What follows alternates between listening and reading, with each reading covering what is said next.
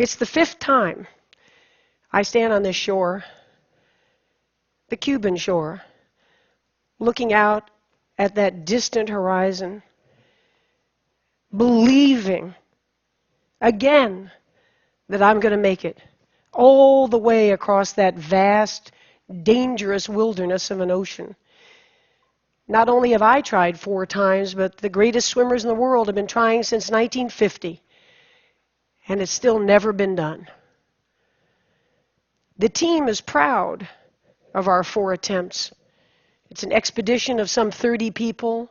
Bonnie is my best friend and head handler, who somehow summons will, that last drop of will within me when I think it's gone, after many, many hours and days out there. The shark experts are the best in the world, large predators below. The box jellyfish, the deadliest venom in all of the ocean, is in these waters, and I have come close to dying from them on a previous attempt.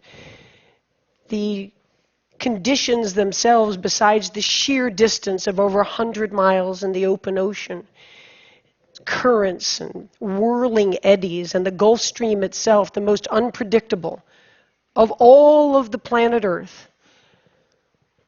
And by the way, it's amusing to me that journalists and people, before these attempts often, ask me, well, are you going to go with any boats or any people or anything? And I'm thinking, what are they imagining? That I'll just sort of do some celestial navigation and, carry a Bowie knife in my mouth, and I'll hunt fish and skin them alive and, eat them, and maybe drag a desalinization plant behind me for fresh water.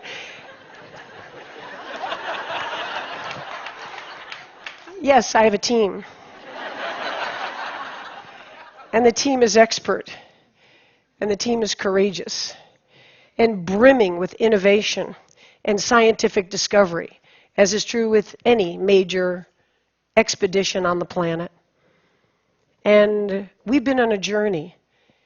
And the debate has raged, hasn't it, since the Greeks, of isn't it what it's all about? Isn't life about the journey, not really the destination? And here we've been on this journey, and the truth is it's been thrilling.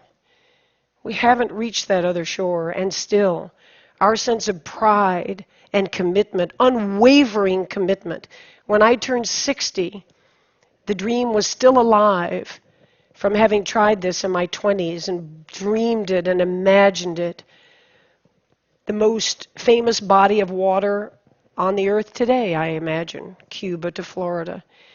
And it was deep in my soul.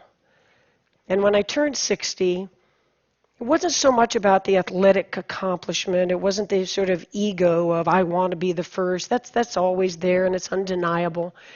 But it was deeper. It was how much life is there left? Let's face it, we're all on a one-way street, aren't we? And what are we going to do? What are we going to do as we go forward to have no regrets looking back? And all this past year in training, I had that Teddy Roosevelt quote, to paraphrase it, floating around in my brain, and it says, you go ahead. You go ahead and sit back in your comfortable chair, and you be the critic. You be the observer, while the brave one gets in the ring and engages and gets bloody and gets dirty and fails over and over and over again, but yet isn't afraid and isn't timid and lives life in a bold way. And so, of course, I want to make it across. It is the goal, and I should be so shallow to say that this year the destination was even sweeter than the journey.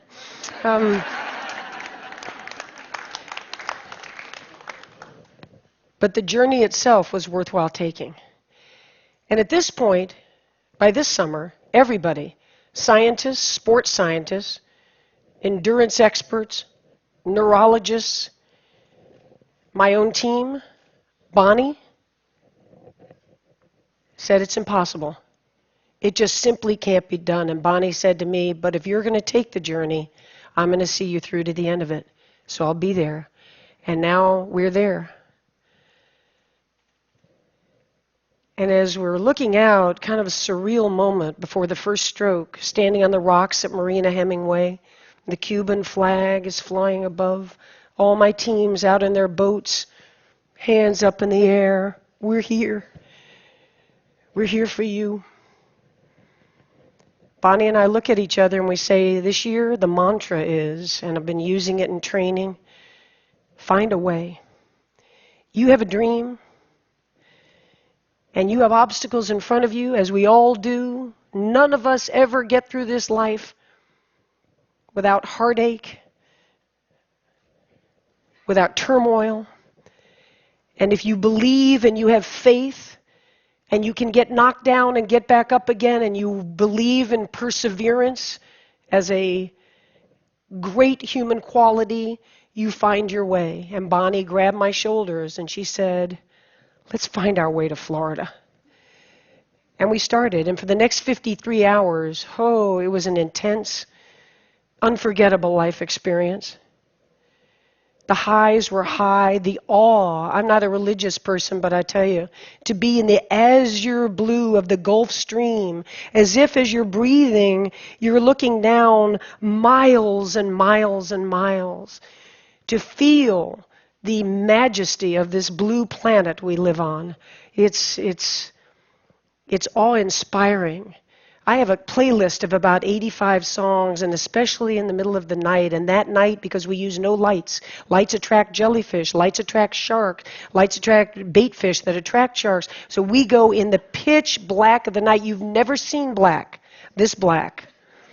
You can't see the front of your hand, and the people on the boat, Bonnie and my team on the boat, they just hear the slapping of the arms, and they know where I am because there's no visual at all. And I'm out there kind of tripping out on my little playlist. I've got tight rubber caps. I don't hear a thing. I've got goggles, and I'm turning my head 50 times a minute. I'm singing, imagine there's no heaven. Do-do-do-do-do. It's easy if you try. Do-do-do-do. And I could sing that song 1,000 times in a row. Now, there's a talent unto itself. And each time I get done with, ooh, you may say I'm a dreamer, but I'm not the only one. 222. Imagine there's no heaven. And when I get to the end of 1,000 of John Lennon's Imagine, I have swum 9 hours and 45 minutes. Exactly. And then there are the crises. Of course there are. And the vomiting starts, the seawater, you're not well, you're wearing a jellyfish mask for the ultimate protection. It's difficult to swim in, it's causing abrasions on the inside of the mouth, but the tentacles can't get you. And the hypothermia sets in. The water's 85 degrees, and yet you're losing weight and using calories. And as you come over toward the side of the boat, not allowed to touch it, not allowed to get out, but Bonnie and her team hands me nutrition and asks me what I'm doing, how am I all right? I am seeing the Taj Mahal over here. I'm in a very different state. And I'm thinking, wow, I never thought I'd be running into the Taj Mahal out here. It's gorgeous. I mean, how long did it take them to build that? It's just so, woo. And then we kind of have a cardinal rule that I'm never told really how far it is, because we don't know how far it is. What's going to happen to you between this point and that point? What's going to happen to the weather and the currents? And God forbid you're stung when you don't think you could be stung in all this armor. And Bonnie made a decision coming into that third morning that I was suffering and I was hanging on by a thread. And she said, come here. And I came close to the boat, and she said, look out there. And I saw light, because the day's easier than the night, and I thought we were coming into day. And I saw a stream of white light along the horizon. And I said, it's going to be morning soon. She said, no, those are the lights of Key West. It was 15 more hours, which for most swimmers would be a long time.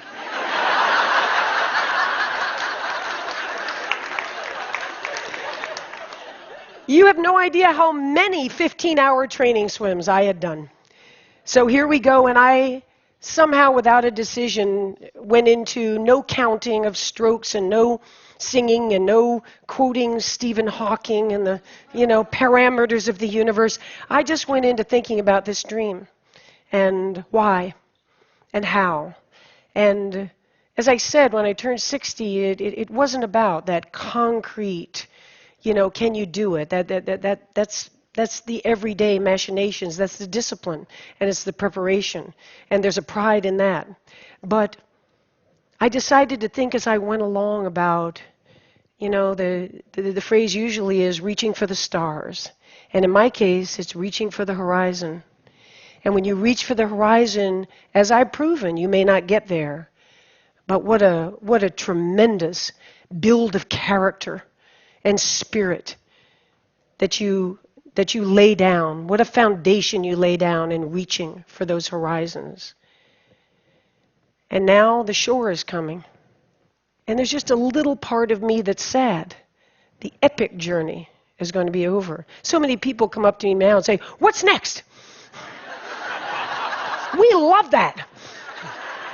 That little tracker that was on the computer, when are you going to do the next one? We just can't wait to follow the next one. Well, they were just there for 53 hours.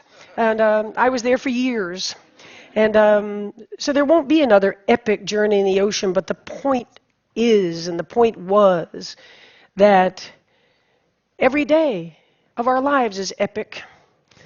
And I'll tell you, when I walked up onto that beach, staggered up onto that beach, and I had, so many times in a very puffed up ego way, rehearsed what I would say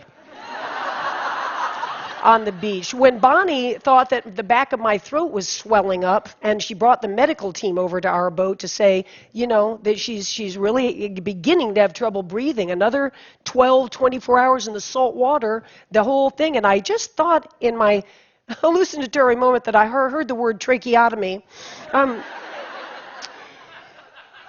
And Bonnie said to the doctor, "I'm not worried about her not breathing. If she can't talk when she gets to the shore, she's going to be pissed off."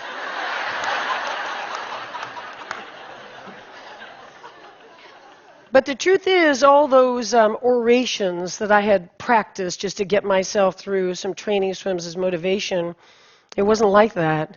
It was a very real moment with that crowd, with my team. We did it. I didn't do it. We did it. And we'll never forget it. It'll always be part of us. And the three things I did sort of blurt out when we got there was, first, never, ever give up. I live it. What's the phrase from today from Socrates? To be is to do. So I don't stand up and say, don't ever give up. I didn't give up. There was action behind these words. The second is, you can chase your dreams at any age. You're never too old. 64, that no one at any age, any gender could ever do, has done it, and has no doubt in my mind that I am at the prime of my life today. Yeah.